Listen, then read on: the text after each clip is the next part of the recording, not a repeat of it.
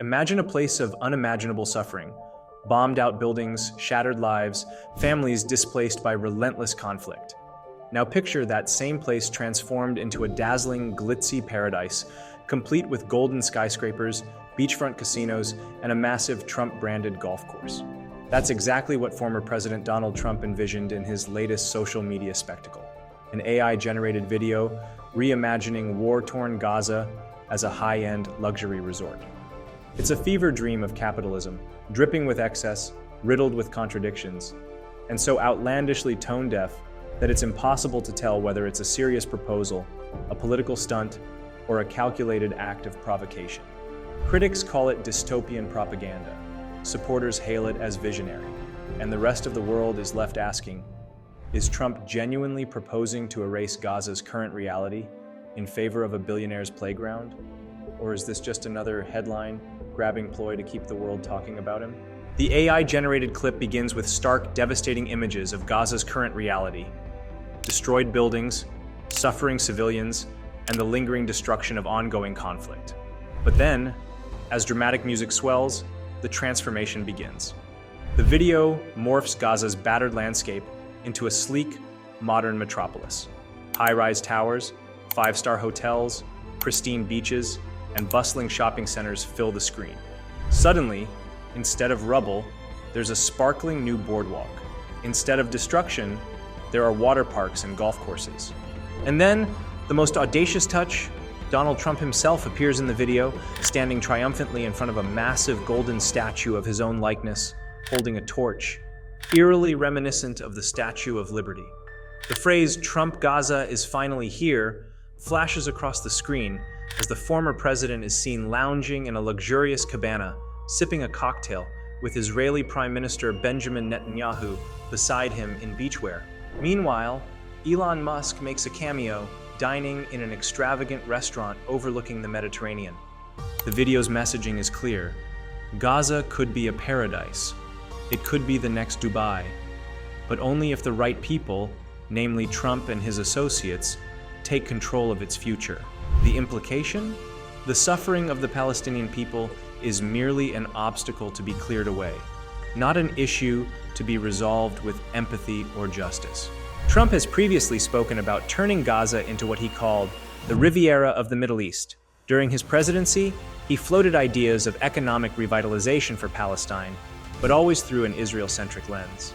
This latest video aligns with his vision of Gaza as a blank slate, ripe for transformation, assuming, of course, that its current inhabitants are removed. In his public statements, Trump has suggested that Palestinians should be relocated to neighboring countries like Egypt and Jordan, an idea widely condemned as a violation of human rights and international law.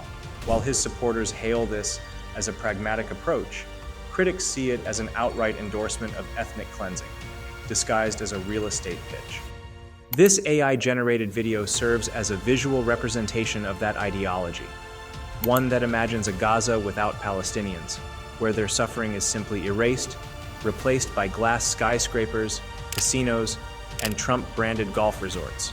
The video does not even attempt to acknowledge the human cost of such a transformation. It merely suggests that if Trump were in charge, Gaza would be booming. The release of this video seems deliberately designed to provoke multiple groups. The very idea of turning Gaza into a luxury resort while ignoring its humanitarian crisis is deeply insulting to Palestinians. The implication that their homeland could be rebranded and repurposed without them is a clear provocation, reinforcing the long-standing perception that Trump prioritizes Israel's interests over Palestinian sovereignty. The concept of forced displacement and redevelopment in occupied territories directly challenges international norms.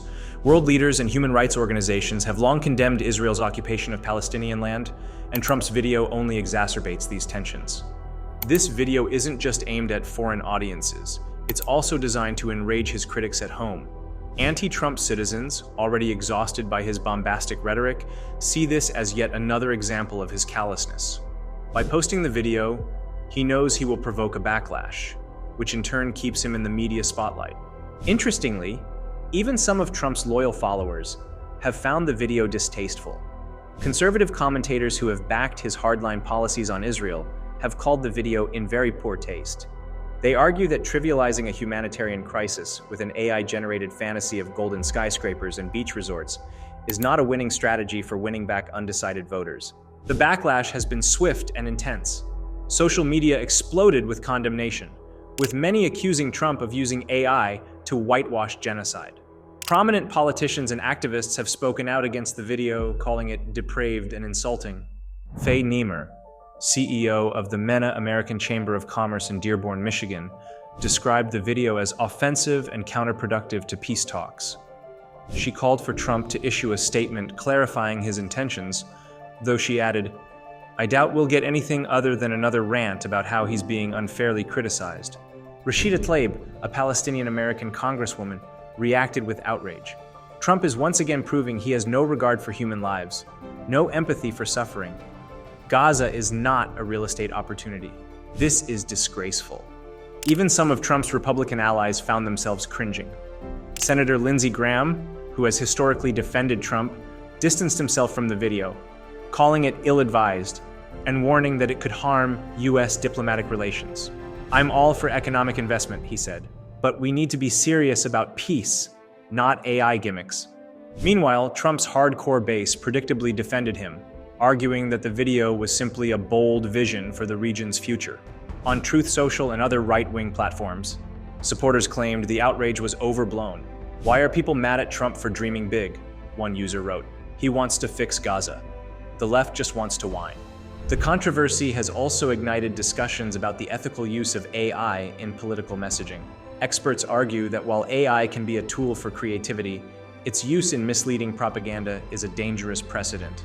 The ability to generate hyper-realistic but entirely fictional narratives could be weaponized by politicians to manipulate public opinion. If AI-generated content is allowed to replace traditional discourse, misinformation will become even harder to combat, making political accountability nearly impossible. At the same time, social media platforms face increasing pressure to regulate AI-generated content. Some argue that videos like Trump's Gaza resort should come with disclaimers, warning viewers of their artificial nature. Others believe that platforms should remove deceptive content entirely. But these solutions come with their own risks. Where does one draw the line between censorship and responsible moderation? Beyond these ethical debates, the deeper issue remains the ongoing humanitarian crisis in Gaza. Regardless of Trump's video, the reality on the ground is far from the glamorous fantasy depicted in AI-generated clips. Palestinians continue to face extreme hardship, displacement, and violence. Any discussion about the future of Gaza should begin with humanitarian aid, rebuilding efforts, and diplomacy, not an imaginary resort that ignores the people who actually live there. For his supporters, the video represents bold ambition. For his detractors, it is yet another demonstration of his disregard for the complexities of geopolitics.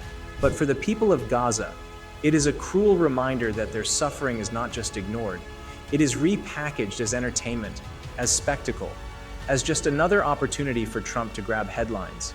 The growing use of AI-generated content in political messaging raises fundamental concerns about the future of media literacy. As AI technology advances, distinguishing between reality and fabricated narratives will become increasingly difficult. This development has the potential to erode trust in traditional journalism, making it easier for misinformation to spread unchecked.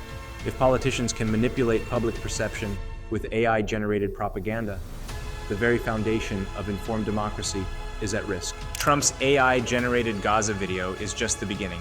It sets a precedent for how digital tools can be wielded to reshape political narratives, not just in the US, but globally. The question now is, how will societies respond?